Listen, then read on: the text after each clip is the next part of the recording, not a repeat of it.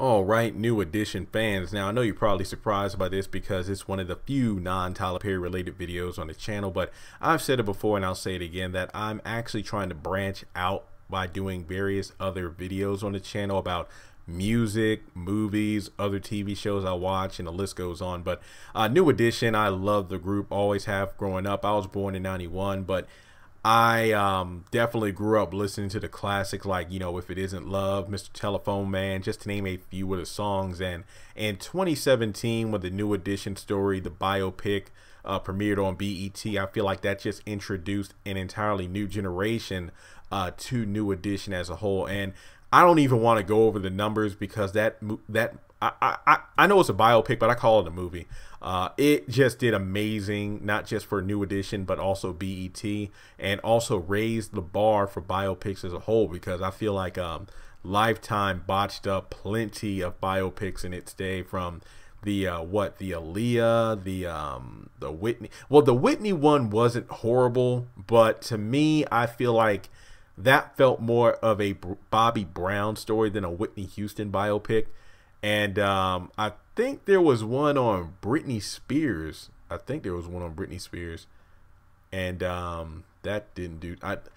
If there's a biopic and I haven't heard of it like a couple of years after it was released, that means it really didn't do that well. But yeah, some of those are cringeworthy. But in terms of the New Edition, that just raised the bar so high.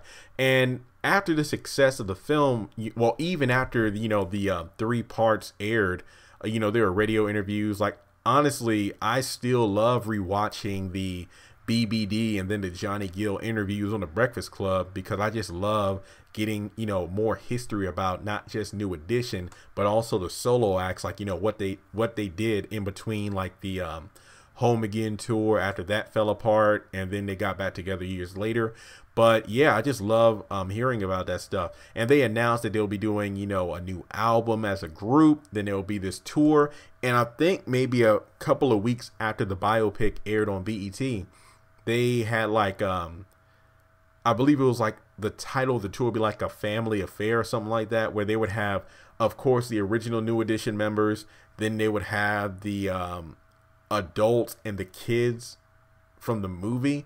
I think this was announced around the time they performed at the BET Awards, where you had the quote unquote 3 generations of New Edition performing it, If It Isn't Love, together, which is definitely, in my opinion, one of the most iconic BET Awards moments in that show's history. Again, just my opinion. And everybody was hyped because it was just like, oh my God, New Edition is definitely another hot ticket, which honestly, to me, I feel like New Edition might have gone out of the spotlight in recent years, but to me, I don't feel like they disappeared off the map completely, in my opinion. Because Johnny Gill was always on tour, BBD was doing their thing, Bobby's out here. If I'm not mistaken, Ralph is one of the is like the only one who hasn't been doing anything recently. I could be wrong about that, but in terms of like going through like YouTube videos and stuff like that, I don't think Ralph has been doing as much like a solo artist like. But I believe when Johnny Gill was on the Breakfast Club, he was talking about how I got a new album that I'm working on. I'm helping Ralph with his. BBD had their 3 Stripes album. And, Bobby, I believe he said in an interview on ABC with his wife that, they'll be working on one more solo album as well. But the reason I'm doing this video is because of the fact that Mike Bivins did an interview a couple of days ago, and I'll put a link to the article in the description below, where he talked about, what's going on with the group, because as of right now, there's no tour. I believe Ricky Bell did an interview about a couple of months ago talking about how as of right now is on hiatus, because I do believe he dropped a song with his wife. I think it's called Gold. I believe the video was directed by Megan Good, and I actually listened to the song. It was pretty good. I did like the song, and I was kind of concerned. I'm just like, man, I would hate for things not to work out, because the opportunity is there, because Johnny and BBD, in the group as a whole, whenever they would do these interviews on radios and whatnot, they talked about how now is the golden opportunity to kind of work together to get the bank that we didn't get. I don't want to say it's about the money. I don't want to say interpret it that way, but they did say, like, this is kind of like a way, because we have our own kids now, so we kind of owe it to them to have the kind of lives that we didn't have, by providing for them. That way our kids can, you know, grow up and whatnot. And the opportunity was there. I mean, they're after the BET movie, you know, their albums were on the charts again at number ones.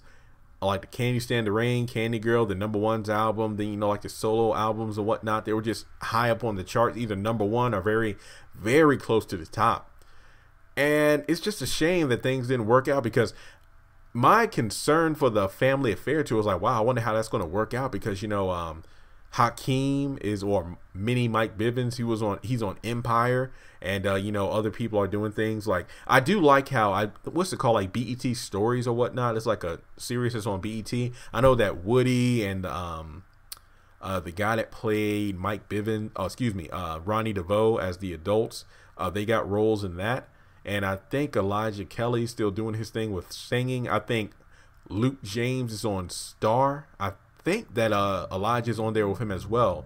And of course, you know, Hakeem, I'm just going to call him Hakeem. He's doing his thing on Empire. But I always figured, like, I wonder how the tour would work out, you know, around their schedules and whatnot. But it doesn't seem like the issue is with the scheduling of the younger cast members or the cast members from the movie. It's about the actual New Edition members themselves, you know, butting heads and whatnot. Now, I'm not going to lie. Part of me is not surprised by this, but part of me is disappointed, because looking at the movie itself, we have seen not all, but some of all the issues and whatnot that they went through as a group from the time they were kids to even the present. And in some of the interviews before and after the movie aired, they talked about how some of the things we didn't know about, like we didn't know how one person felt after something went down, you know, like why Ralph felt the way he felt about doing a solo album. Like the group didn't know about how he was offered by Maurice Starr to have his own solo act, not New Edition. And that's just to name, you know, Ralph itself. But, you know, we're talking about other things like, you know, Bobby and then BBD and Johnny. Everybody had their own thing in the mix as to why they had animosity towards each other. And it makes sense why they weren't able to work things out now. Like, part of me is not surprised that things didn't work out after this recent explosion of their group back in 2017, because everything we saw in the movie and then some, that let us know right there that this group has been through a lot, is still going through a lot. And I think Ricky Bell said in, you know, one interview, like, you know, it kind of reopened old wounds. And, you know, again, the fact that some of us didn't know how other people felt. There's still the fact that, you know, there's still bad blood there. But I just hope and pray that they're able to get things together, because the opportunity is still there. New Edition is still a hot ticket right now. I would just hate for them to miss this opportunity like they did in the Home Again tour, when things got messed up, so they didn't make any money. They were in debt for the most part. I just hope that they take this opportunity, work it out, and create great music. Go out there just for one last hurrah, if this is their last tour together, and go from there. But yeah, I was disappointed whenever. I mean, I'm glad that Mike Bivins took the time to talk with fans about this. I mean, he didn't have to do it, but the fact that he felt like, you know, he owed fans an explanation just to keep us in the loop, I appreciate that. He didn't go into the full details about who's butting head with who and whatnot, but I had a strange feeling that something like this might happen last year after I listened to the Johnny Gill interview on The Breakfast Club. It was towards the end of the interview, you know, where he talked about how his mom was sick during the filming of the New Edition story. So that's why he wasn't on set that much with, you know, Luke James kind of coaching him, you know, giving Luke praise for the fact that he caught on very quickly, because he was the one that spent the less time with a senior member of New Edition, because the fact, I think he was in DC with his mom, and he didn't really reach out to the group, and they didn't really reach out to him, because he felt some sort of way about the fact that, you know, I had a life, I had a family myself. I didn't just appear out of nowhere and join New Edition. You know, I had my own story. And if you watch the Johnny Gill episode of TV One's Unsung, you'll know that he's had quite a career before New Edition. Like, he was on the map, but he really wasn't. He was more like a city, not a capital, if you get that analogy there. But yeah, it did seem sort of strange, but he did talk about how, you know, there wasn't enough money in the budget and whatnot. So he's like, you know what, hey, that's why he didn't go on the promotional tour for the movie, because he hadn't seen any of it, because he was with his mom. So he really couldn't promote something that he didn't know much about. So He just like, hey, you know what? I just kind of threw my hands up in the air and like, hey, okay, y'all do what y'all do. So in a way, I kind of felt like, oh man, that doesn't sit well, because I feel like in some way there's a little animosity in that, just a little bit, but not much, because it kind of felt like, you know, how Johnny, you know, being that sixth member, you know, I don't know if that's how that went, but I felt in that way. I felt like, yeah, that's kind of a little bit of the old New Edition when you look at it from that perspective. But at the end of the day, the movie did great. But now we know that there's still some stuff that's going down between the group. I believe it was announced a week or so ago that BBD is going out on tour with Bobby Brown as well. So it's going to be 4 members doing their thing. You know, Johnny's still out there doing his tour. And Ralph is, if there was anybody I want to see an interview with, like on the Breakfast Club or just a radio station in general, it would be Ralph. I feel like we haven't heard much from him at all, and I would just love to hear from him. Like, he doesn't have to talk about everything that's going on now, the bad blood between the group. Just talk about more of his history, you know, not just with New Edition, but I really want to go into his solo career as well, because to be honest, if I were to rank the solo albums, the debut solo album, well, technically not debuts, but Bobby Brown's Don't Be Cruel is my favorite. The reason I say technically not a debut, because he did have the King of Stage album, but that didn't do so hot in the charts. It was Don't Be Cruel that really blew up.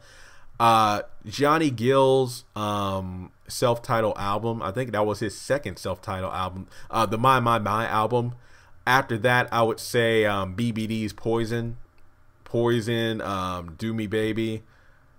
Those are my favorite songs off that album. Dope is actually pretty hot too. And then Ralph's would be my number 4, because honestly, Sensitivity was the only song off there I actually still jam to. I'll probably do a re-listen of the entire album, but to be honest, Sensitivity was really the only one I actually liked a lot. But again, just my opinion on that. So I'd really love to hear from Ralph. But overall, you know, I just wanted to do this video to talk about something that I care about, which is New Edition and their music. I hope that they get things together soon, because we do have the Bobby Brown story coming up, I believe in September. I believe they finished filming a couple of weeks ago. But just let me know in the comment section below, are you disappointed like I am in regards to the tour being canceled for right now? I mean, like I said before, it doesn't surprise me that things are out this way, but there are a few things I thought would happen. You know, like BBD's Three Stripes album did amazing on the charts when it first came out, because they put it on shelves in iTunes the same night that night 3 of the New Edition story went off the air, which was brilliant marketing. So I figured, oh, I see what they're going to do. They're going to record the New Edition album, and then when they officially go on tour, they're probably going to release the album as well as the New Edition story on like Blu-ray and DVD around the same time, which would be a brilliant marketing ploy to bring in a huge amount of money. But unfortunately, that's not how it goes. Who knows? Maybe the Bobby Brown story will bring people together. I would hope that's the case, because New Edition, please, please get it together. I hope y'all have a sit down with your Uncle Brooke Payne, get things together, because I really want to see what y'all can do next. But yeah, with that being said, if you're a New Edition fan, you know, just let me know your thoughts in the comment section below. If you want me to talk about other topics aside from Tyler Perry, feel free to let me know in the comment section if there's any other topics you want me to discuss. Yes, I will be doing a video and possibly a live stream too about the Kanye West If Slavery Was a Choice topic. That is going to be an interesting one to do soon. And yeah, we'll just have to wait and see.